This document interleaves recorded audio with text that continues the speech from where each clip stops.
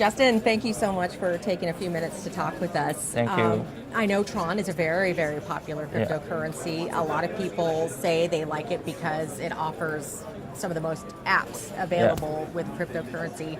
Tell me about some of the more popular apps and why you think Tron has really resonated with people. Yeah, first of all, I think Tron is a very user-friendly blockchain protocol. So we provide the fast and the most convenient way for the developers to develop the DApp on our platform. I think according to most of the third-party research center, we are already being the most popular DApp protocol in the space.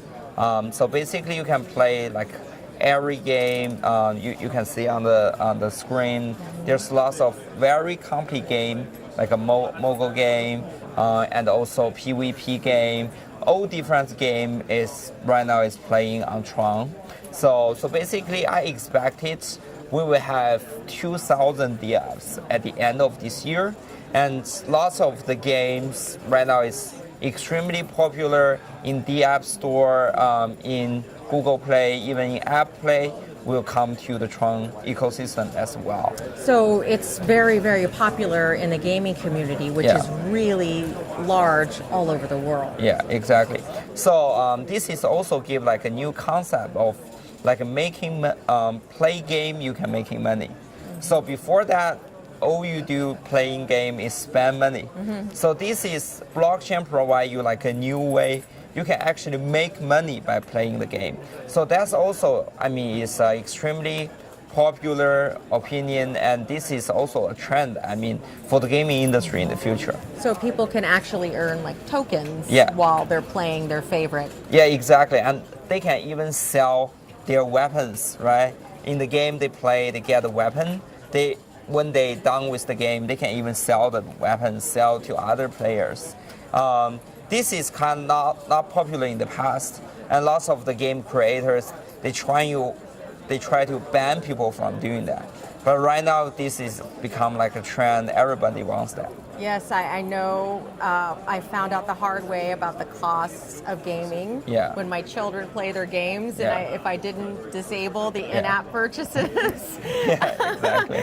I found out the hard way that this is, they spend a lot of money this way. Exactly. So it's nice to see it. In the future, you will see the money come into the credit card. That would be nice. That would be nice. Yeah.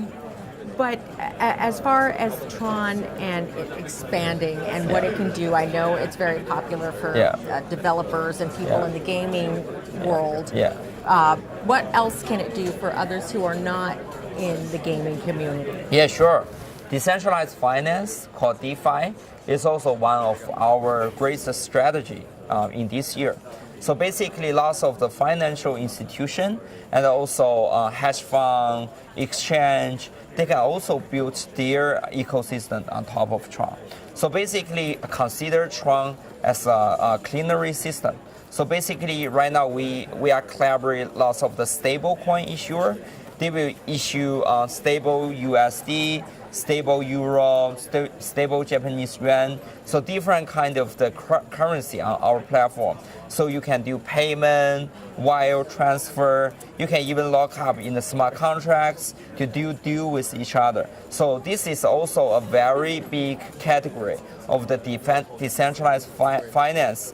Can increase the trust between different business parties, and I think it can eliminate lots of the cost in the deals and into the exchange as well. The middleman. Yeah, exactly. That gets a cut of it. Yeah, exactly. For people who are just learning about cryptocurrency and really wanting to know more, explain what the smart contract is for somebody so they understand why that's important to them.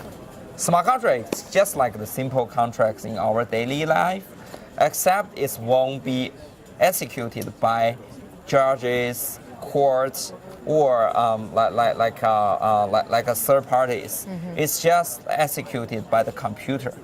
So once the two parties sign the contracts, it's due degree the computer see the signature, the electronic signature from both parties. That is verified. Yeah, verified. It can execute it by the computer.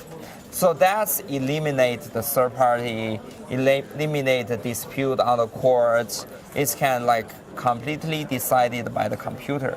So that's a new way of governance, dispute solving, and a new way of how to do business in the first place. Tron is incredibly popular. It's been adopted a lot, especially obviously in the cryptocurrency community and in this space. And when you see such rapid growth and acceptance, I'm sure you also see issues come up within your own company too. You evolve and things change, and sometimes there is controversy, and sometimes there are things you have to deal with. Recently, you have had to deal with some controversy as well. You're not the only company who's had to deal with it, and you won't be the last. But when something like that does happen, what we just recently saw on the news, how does a company like Tron rebound from that and take care of that internally? Because it's just bound to happen when you're starting businesses that become very popular. Yeah, definitely.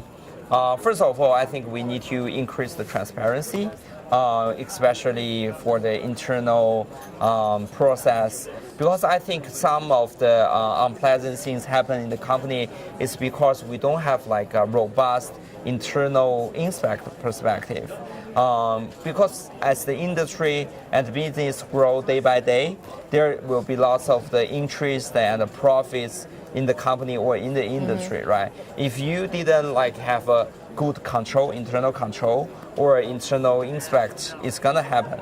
I mean, this is like a human nature. Why did the CTO leave?